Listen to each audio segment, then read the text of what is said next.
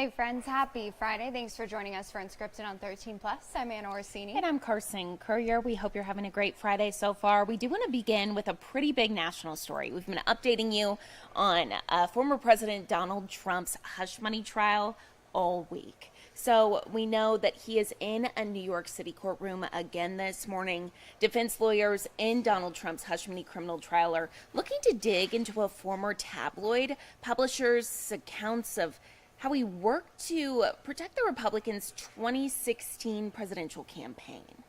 Now we know that David Pecker is set to return to the stand for the fourth day as defense attorneys question the former National Enquirer publisher.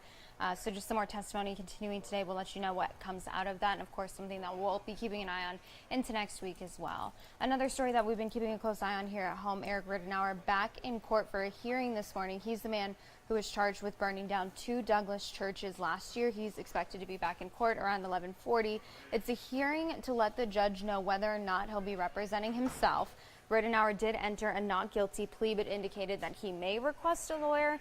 When the judge asked him whether or not he would request a lawyer, Rittenauer said that he would have to pray on it. He didn't have an answer, so that's what we're expecting to learn today at 11:40, and then that trial is set to start on May 29th. So, of course, we'll let you know what comes out of that hearing today, happening here in about 2 hours. And something else that we're keeping an eye on, a big national story right now, those college campus protests continuing today. Students at Columbia University who inspired some of the pro-Palestinian demonstrations across the country, camping out for now a 10th day in a row. And this morning, administrators and police at campuses across the country are on high alert as we've seen even more protests, even more encampments start to pop up at different college campuses across the country. Many, of course, wondering how to address these protests that have involved confrontations with police and hundreds of arrests. But of course, there's the issue of free speech as well. People being entitled to feel however they want to feel on campus. And then on the other side of that, students feeling, Jewish students feeling like they are being threatened, feeling like they're not secure or safe on campus. Of course, we know that's led to cancellations of events at USC. They announced that they will not be holding their graduation ceremony. Columbia moved to a kind of hybrid platform for the rest of the school year. So it's impacting the schools in a big way, the universities, just as they kind of navigate how to keep students safe on campus. But what they're demanding in these protests is that schools cut ties financially to Israel and divest from companies that they say are enabling the conflict that's happening right now in Gaza. So we know that police arrested 33 protesters yesterday at Indiana University, the University of Southern California, again canceling the school's graduation. More than 90 protesters were arrested on campus.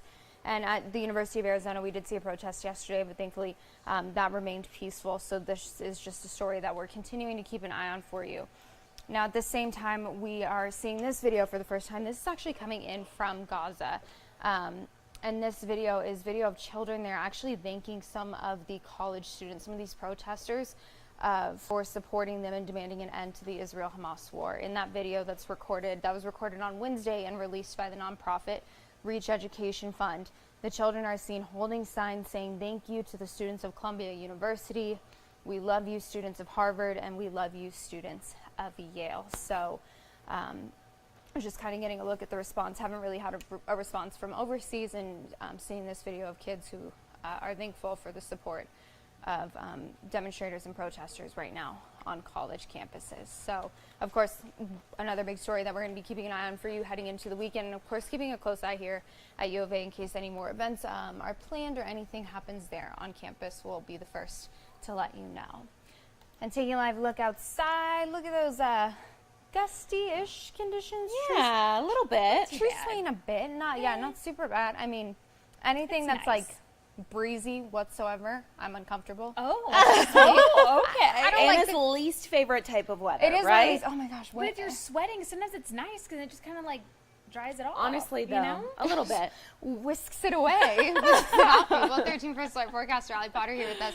Good news is temperatures heading into the weekend getting a little bit really cooler. nice, yeah. I think the big question heading into next week, we're going to see 90 degrees. So could this be the last 70-degree day that we see in a while? I'm just going to go with I don't know. Yeah. Maybe. Because You're like, I can't predict the future, Right. Anna. Yeah. We were talking about, a few weeks ago how we're like, oh Exactly. my goodness, 95 degrees, 90 of the year, and now it's like down to 70. Yeah.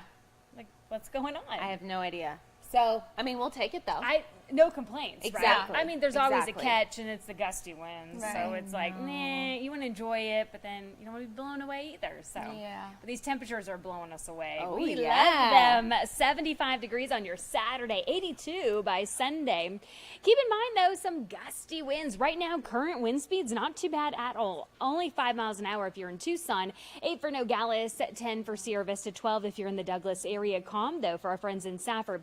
Now, these gusty winds will start to pick up, though, as we head into our afternoon hours. So this is around noon this afternoon. 20-mile-per-hour wind speeds in Tucson, 26 Green Valley, 29 in Nogales, 22 for Sierra Vista. Picking things up even more so around that 2 o'clock hour. We're seeing the mid 30-mile-per-hour range, even close to 40 if you're in the Cochise County area. So 40-mile-per-hour if you're in Wilcox. Now, we don't have any wind advisories, no red flag warnings in effect. So that's some really good news, though, for us. Of course, if that all changes, we'll be the first to alert you. At 6 o'clock, though, this evening, we'll still hang on to those gusty winds. A breezy day on tap for your Saturday. At 11 o'clock in the morning, we'll see around the teens, but again, less breeze than what we're seeing today. Right now, though, temp-wise, not too bad at all. We're really hanging out in the 60s. 67 for Tucson, 63 Sierra Vista and Nogales, 62 for Wilcox, 65 if you're in the Safford area, 71 for our friends in Marana. Taking a live look here at our 13 First Alert future radar, putting that into motion for you. Really, that storm system to the north, in fact, we are seeing remnants of that. That means those cooler temperatures, and we're not seeing any type of rainfall, unfortunately, though. That's for our friends up in Phoenix and Flagstaff.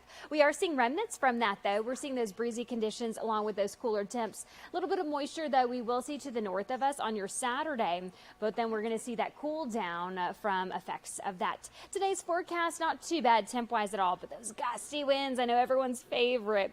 82 degrees in Tucson, 75 for Nogales, 74 Sierra Vista, 78 if you are in the Douglas area. Taking a live look here from Tombstone. All is calm and quiet here, but not for long. I think things are going to get a little on the spooky side as we head into our evening.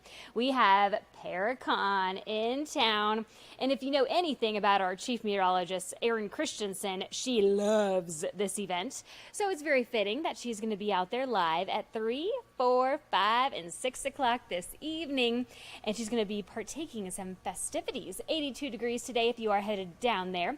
On your Friday, 75 on Saturday. Sunday, 82 degrees. It's going to be a little bit more gusty, though, down there, of course, and lots of dust there. So do keep that in mind. Now, if you're going to stay in town with us, the Pima County Fair by 3 o'clock this afternoon, 82 degrees. By 6 o'clock, 77. By 9 o'clock, 70 degrees. Keep in mind, again, those gusty winds and all that dust picking up there. Taking a look at our 13 First Alert 7-day forecast. Breezy conditions today and tomorrow. 80s today, 70s by Saturday. But unfortunately, these really nice temperatures we've been spoiled with, they're not lasting long. We have the 90s back in the forecast by Monday. It's going to continue through the week. Well, at least the wind's going away. Yeah, that's good news. We'll take What that. cares about? Yeah. Honestly, though, going to be a great weekend, and then we're still Really? sitting in the low 90s, so It's not bad. it's not too bad. No. And I think a lot of folks are going, okay, let's make a decision. Yeah, Rebecca Taylor was talking about wardrobe. I think a lot of people are going, yeah, what am I wearing? exactly. Jackets Honestly. or not? Yeah. Swimsuits, you know? Yeah. You just never know. It's so rare for this time of year, It so is. we'll take it. But we're being honestly. spoiled. And Yeah. just think these thoughts come summer when we're talking about 110, 115, Perfect. you know? Yeah. Think the 90s. Okay. Okay. Deal. We'll Not do the that. best fashion era, but you know. No. I mean, this is so mild compared to what we've seen this summer. So Absolutely. we'll enjoy Yeah. it while we can. Thank Yes, you, of Al. course. Thank you. And happening now, a new recruitment effort is underway to help the next generation of pharmacists. We know following the pandemic, a huge pharmacist shortage Yeah. really across the board, across the nation. I know for me, I'd go to my pharmacist and they have like certain hours now where Yeah. they're closed because they A just lot don't of have them enough people to work. Weekends, not operating on weekends anymore. I know that was the case for me for a CVS that I was going to up in Oregon.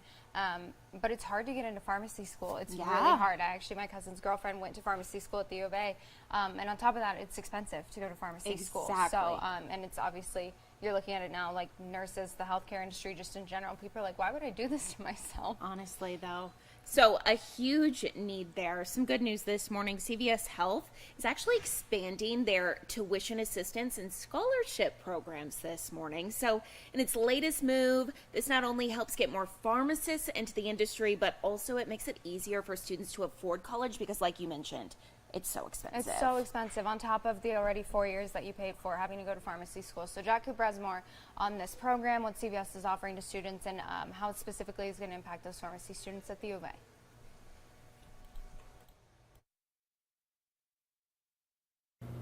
This new tuition assistance program is available for CVS interns. Meanwhile, this new scholarship is available for any pharmacy student at any school all across the United States, including right here at the University of Arizona.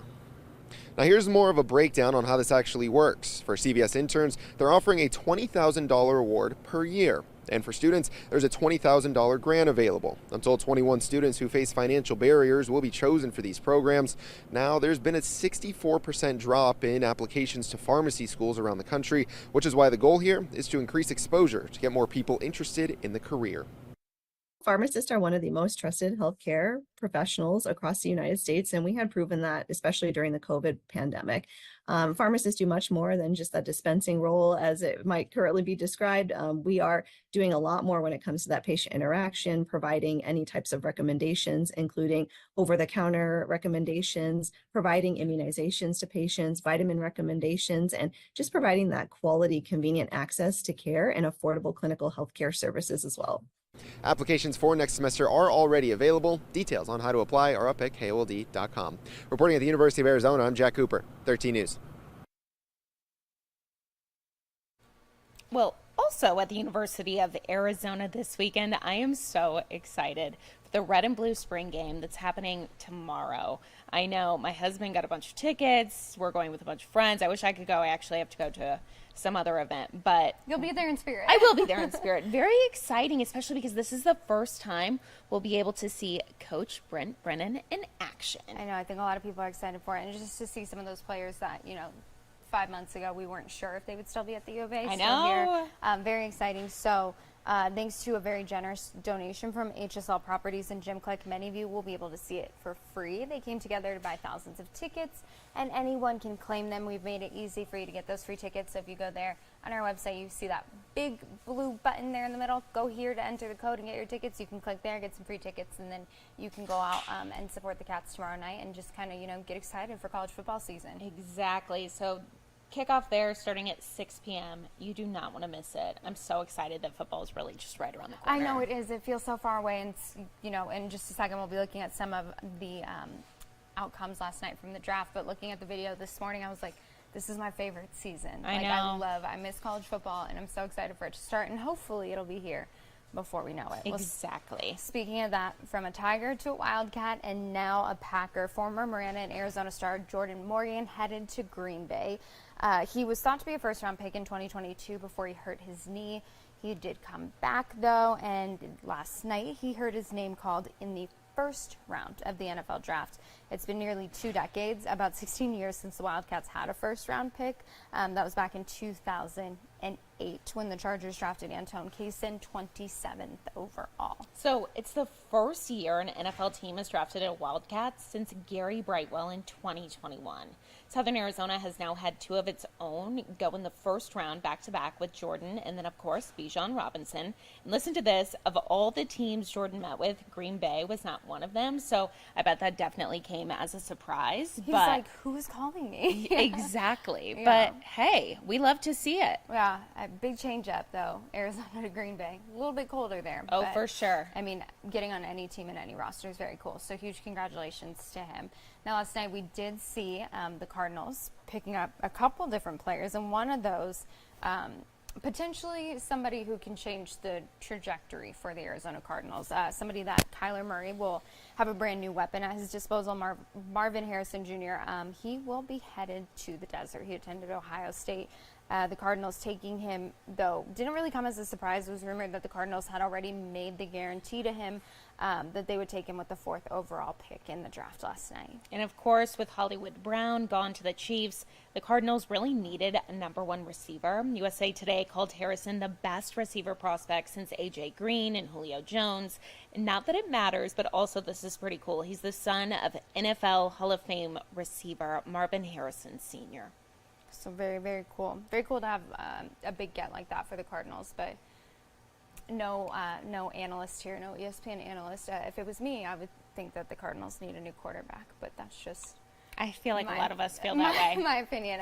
Because Kyler went to A&M and then he left A&M, and I just, a little bit of bad blood there. But hopefully this can kind of turn things around for the Cardinals because, I mean, incredibly talented coming from Ohio State, an incredible receiver. Some of these catches that you see him make, I mean, he's amazing. He's an incredible athlete. So wishing them all the best and hopefully getting the Cardinals on a better trajectory there heading into next season. We definitely hope so. It's been tough. Well, taking a lively look out to Tombstone now. Look at that out there. Definitely. You can start to see those winds Allie was talking about. No, it's breezy, and as we've seen those winds pick up a bit, we've seen less people out there starting to clear out a little bit. Exactly. Well, starting here in about 10 minutes at 10 a.m., the town Too Tough to Die will really live up to its nickname. So the 2nd annual Tombstone Wild West Paracon will be scaring up paranormal. In addition to getting to investigate some of the town's most iconic haunted spots, you can meet world-famous ghost hunters and much more. You'll even be able to meet 13 First Alert Chief Meteorologist Erin Christensen. As Allie said, she loves all the hauntings, the tombstones, so she'll be out there doing all that tonight. She'll be live at 3, 4, 5, and 6. So go out there for a chance to meet her, talk to her a little bit about some of the hauntings out there. Very spooky. And the wind just makes it even spookier. Exactly. It's honestly the perfect weather for it. It is the perfect weather for it. Just a little like pre-Halloween, before the fall. Get in on all the fun and scary things. So thanks for joining us for Unscripted on 13 Plus. A lot of fun things to look forward to this weekend aside from this red and blue game, and then the Pima County Fair as well. So whatever you're doing, we hope that you stay safe, wear sunscreen, stay hydrated, and just enjoy your weekend. Yeah, thank you so much for watching. Have a great weekend. Tune in on Monday at 9:30 a.m. for Unscripted on 13 Plus.